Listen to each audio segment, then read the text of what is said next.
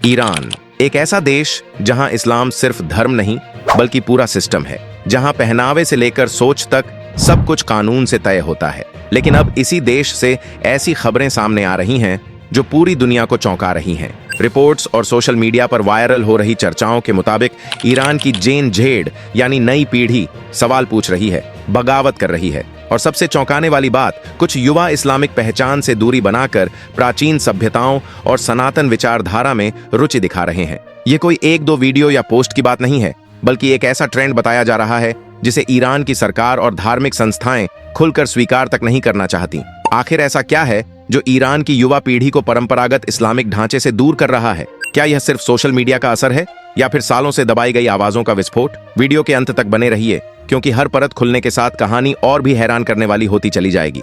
कल्पना कीजिए एक ऐसे देश की जहां आबादी का लगभग 99% हिस्सा एक ही धर्म को मानता है, लेकिन उसी देश में युवा पीढ़ी धार्मिक प्रतीकों से दूरी बनाती हुई दिखाई दे रही है। कुछ जगहों पर मस्जिदों को लेकर असंतोष सामने आ रहा है। कहीं महिलाएं सार्वजनिक रूप से अपने पहनावे के जरिए विरोध दर्ज कर रही हैं और कहीं धार्मिक रस्मों पर व्यंग्य किया जा रहा है। यह सब किसी अचानक भड़के विद्रोह की तरह नहीं, बल्कि एक शांत लेकिन गहरे स्तर पर चल रहे बदलाव की तरह दिखता है। यह बदलाव दुनिया के सबसे बड़े धर्मों में से एक इस्लाम की सामाजिक पकड़ को लेकर गंभीर सवाल खड़े कर रहा है। अब सवाल यह उठता है कि जिस धर्म को मानने वालों की संख्या दुनिया भर में 2 अरब से अधिक है, उसी धर्म से जुड़ी युवा पीढ़ी क्यों खुद को अलग महसूस कर रही है? आखिर क्या वजह है कि ईरान, जहां कभी इस्लामिक क्रांति ने पूरी व्यवस्था की दिशा तय की थी, वहां आज बड़ी संख्या में लोग धार्मिक प्रथाओं से दूरी बना रहे हैं? कुछ सर्वे और सामाजिक अध्ययनों के अनुसार देश के एक बड़े हिस्से में नियमित रूप से नमाज पढ़ने वालों की संख्या में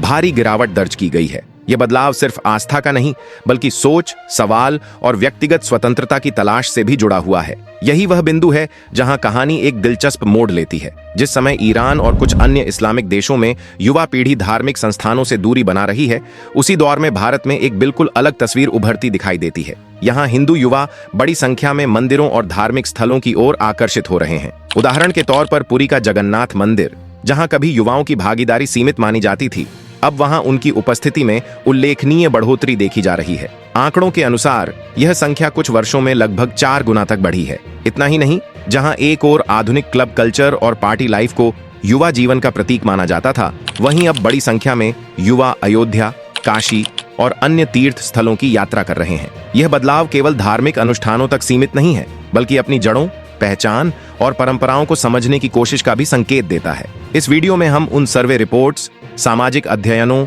और आंकड़ों की बात करेंगे जिन पर अब तक बहुत कम चर्चा हुई है।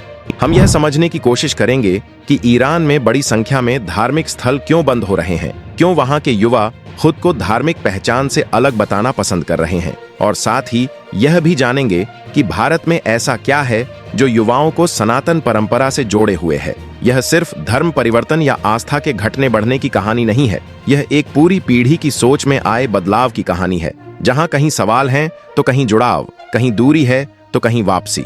दोस्तों, इस्लाम आज दुनिया के उन धर्मों में शामिल है जिनके अनुयायियों की संख्या सबसे अधिक मानी जाती है। वर्तमान अनुमानों के अनुसार इस्लाम को मानने वाले लोगों की संख्या करीब 1.9 अरब से 2 अरब के बीच है, यानी लगभग 190 से 200 करोड़। वैश्विक स्तर पर यह धर्म कुल विश्व जनसंख्या का लगभग 25% हिस्सा बनाता है और इस आधार पर यह दुनिया का दूसरा सबसे बड़ा धर्म है। इसके अनुयायी लगभग हर महाद्वीप में पाए जाते हैं, लेकिन सबसे बड़ी मुस्लिम आबादी दक्षिण एशिया और दक्षिण पूर्व एशिया में निवास करती है। दुनिया में ऐसे 57 देश हैं जहां इस्लाम को बहुसंख्यक धर्म माना जाता है। इनमें नाइजीरिया, मिस्र, ईरान, तुर्की, इंडोनेशिया, पाकिस्तान और बांग्लादेश जैसे देश शामिल हैं। इन देशों में न केवल मुस्लिम आबादी बहुमत में है, बल्कि कई जगहों पर सामाजिक और कानूनी व्यवस्थाओं पर भी इस्लामी परंपराओं का गहरा प्रभाव देखने को मिलता है। प्यू रिसर्च सेंटर की रिपोर्ट के अनुसार इस्लाम को दुनिया का सबसे तेजी से बढ़ने वाला धर्म माना जाता है। आंकड़ों के मुताबिक 2010 से 2020 के बीच मुस्लिम आबादी में लगभग 34.7 करोड़ की वृद्धि दर्ज की गई। यह वृद्धि मुख्य रूप से उच्च जन्म दर और अपेक्षाकृत युवा जनसंख्या के कारण हुई है। शोध यह भी संकेत देते हैं कि 2050 से 2060 के बीच मुस्लिम आबादी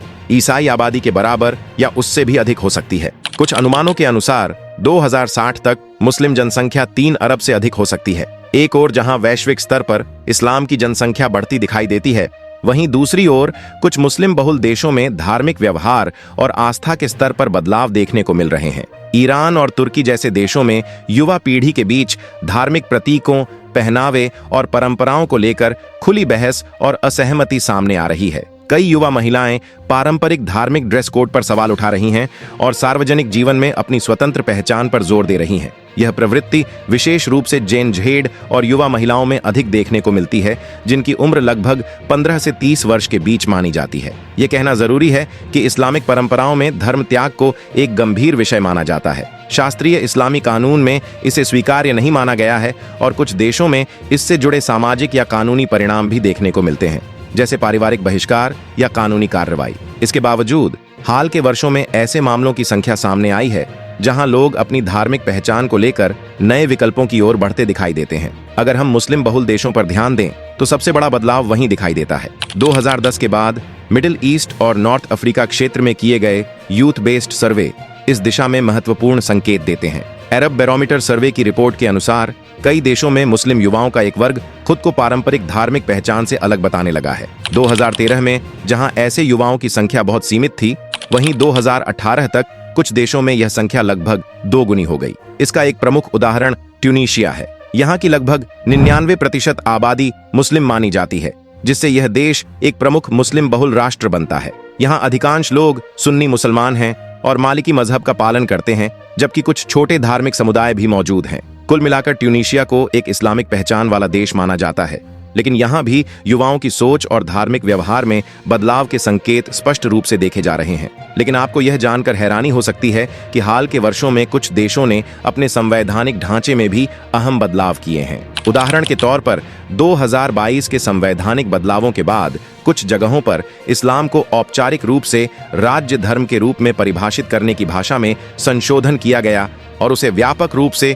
इस्लामी दुनिया की सांस्कृतिक पहचान से जोड़कर देखा जाने लगा। इसी दौर में किए गए अरब बैरोमीटर के सर्वे यह संकेत देते हैं कि कई देशों में 45 से 50% के बीच युवा खुद को नॉन रिलीजियस या एथिस्ट बताने लगे हैं। इसका अर्थ यह है कि वे अब अपनी पहचान को धार्मिक ढांचे से अलग करके देख रहे हैं। यह बदलाव अचानक नहीं आया है, बल्कि पिछले कुछ वर्षों से लगातार नोटिस किया जा रहा है, खासकर उन देशों में जहां लंबे समय तक इस्लाम सामाजिक और सार्वजनिक जीवन का सबसे प्रमुख आधार माना जाता रहा है। कभी जिन समाजों में धर्म जीवन के केंद्र में हुआ करता था, वहीं अब युवाओं का एक बड़ा वर्ग मजहब से दूरी बनाता दिखाई दे रहा है। इस सूची में मोरक्को का नाम भी सामने आता है। यहाँ की 99% से अधिक आबादी मुस्लिम मानी जाती है और मुख्य रूप से सुन्नी इस्लाम का पालन किया जाता है। लेकिन जब सर्वे किए गए तो यह सामने आया कि 2013 से 2018 के बीच खुद को नॉट रिलीजियस कहने वाले युवाओं की संख्या लगभग 2 गुनी हो गई और भविष्य में इसके और बढ़ने की संभावना जताई जा रही है।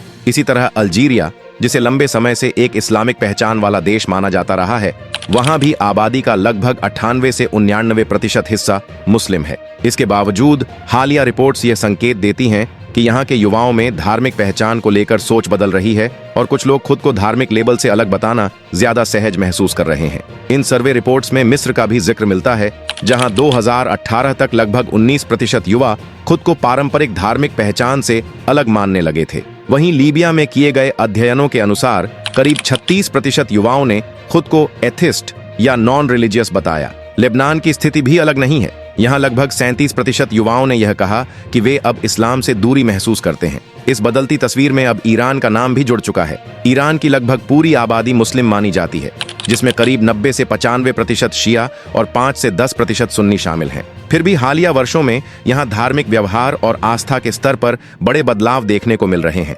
2020 में वर्ल्ड वैल्यूज सर्वे और गमान नामक एक रिसर्च ग्रुप द्वारा किए गए व्यापक सर्वे के अनुसार देश में केवल लगभग 32% लोग ही खुद को शिया मुस्लिम मान रहे थे, जबकि एक बड़ा वर्ग खुद को नॉन रिलीजियस या एथिस्ट बताने लगा था। इसी रिपोर्ट में यह भी सामने आया कि लगभग 60% ईरानी नियमित रूप से नमाज नहीं पढ़ते। अब सवाल उठता है कि आखिर ईरान में ऐसा क्या हुआ? इतिहास की ओर नजर डालें तो प्राचीन काल में ईरान एक पारसी परंपरा से जुड़ा हुआ क्षेत्र था। समय के साथ साथ अलग अलग साम्राज्यों और संस्कृतियों का प्रभाव यहाँ पड़ता रहा। अरब खलीफाओं के दौर में इस क्षेत्र में इस्लाम का विस्तार हुआ और ईरान एक मुस्लिम देश के रूप में उभरा। आज का ईरान प्राचीन ईरान से काफी अलग है। सीमाएं बदली हैं, शासन व्यवस्थाएं बदली हैं और सामाजिक ढांचा भी समय के साथ रूपांतरित हुआ है। आधुनिक इतिहास में 1979 की ईरानी क्रांति, जो अयातुल्लाह खोमैनी के नेतृत्व में हुई, एक बड़ा मोड़ साबित हुई।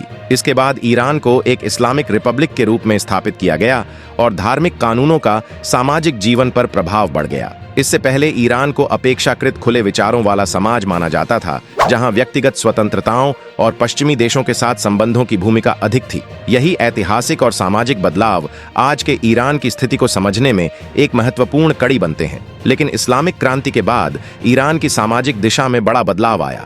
बीते कुछ वर्षों में ऐसा महसूस किया जा रहा है कि समय का पहिया एक अलग दिशा में घूम रहा है और अब समाज का एक बड़ा हिस्सा फिर से व्यक्तिगत स्वतंत्रता की मांग कर रहा है। जब यह स्वतंत्रता उन्हें अपनी रोजमर्रा की जिंदगी में महसूस नहीं होती, तो कई लोग धार्मिक ढांचे से दूरी बनाना शुरू कर देते हैं। इसी संदर्भ में महिलाओं के बीच हिजाब कानून को लेकर असहमति भी सामने आई है। उपलब्ध सर्वे आंकड़ों के अनुसार 20 से 29 वर्ष की आयु वर्ग की लगभग 78% महिलाएं इस कानून के प्रति असंतोष जताती हैं, जो यह संकेत देता है कि युवा पीढ़ी धार्मिक प्रतिबंधों पर सवाल उठा रही है। DW डॉयचे वेले की एक सर्वे रिपोर्ट में यह अनुमान सामने आया कि ईरान में बड़ी संख्या में लोग अपनी धार्मिक पहचान को लेकर पुनर्विचार कर रहे हैं। कुछ आकलनों में यह आंकड़ा लगभग 47% तक बताया गया है। इन रिपोर्ट्स में यह भी उल्लेख किया गया कि धार्मिक स्थलों की सक्रियता में कमी देखी जा रही है। इसी संदर्भ में ईरानी नेतृत्व से जुड़े एक वरिष्ठ धार्मिक व्यक्ति मोहम्मद अबोलगासेम दोलाबी के बयान का जिक्र किया जाता है,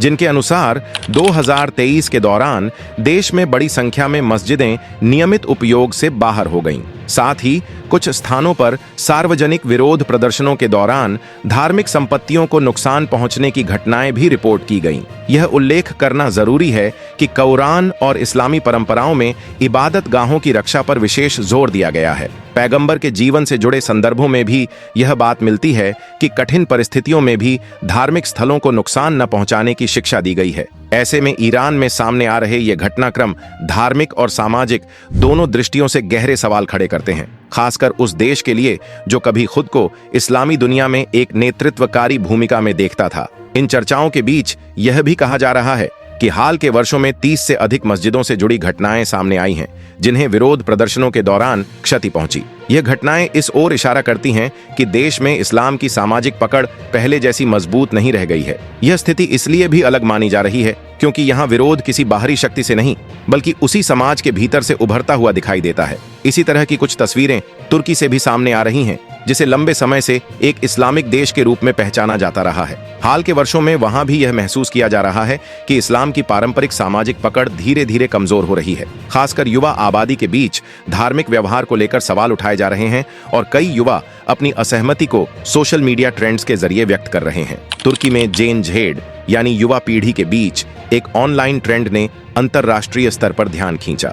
इस ट्रेंड में धार्मिक प्रतीकों को व्यंग्यात्मक तरीके से प्रस्तुत करने वाले वीडियो सामने आए, जिन्हें लेकर व्यापक बहस शुरू हो गई। कुछ वीडियो में युवाओं द्वारा धार्मिक क्रियाओं की नकल करते हुए असामान्य व्यवहार दिखाया गया, जिससे यह साफ हुआ कि यह धार्मिक परंपराओं के प्रति श्रद्धा से ज्यादा प्रतीकात्मक विरोध का रूप था। सोशल मीडिया पर इससे जुड़े हैशटैग्स वायरल हुए और पूरी इस्लामी दुनिया में इस पर प्रतिक्रियाएं देखने को मिली। अब अगर तस्वीर का दूसरा पहलू देखें तो कहानी बिल्कुल अलग दिशा में जाती है। भारत में युवाओं का रुझान ठीक इसके उलट दिखाई देता है। तो कुल मिलाकर तस्वीर बिल्कुल साफ है।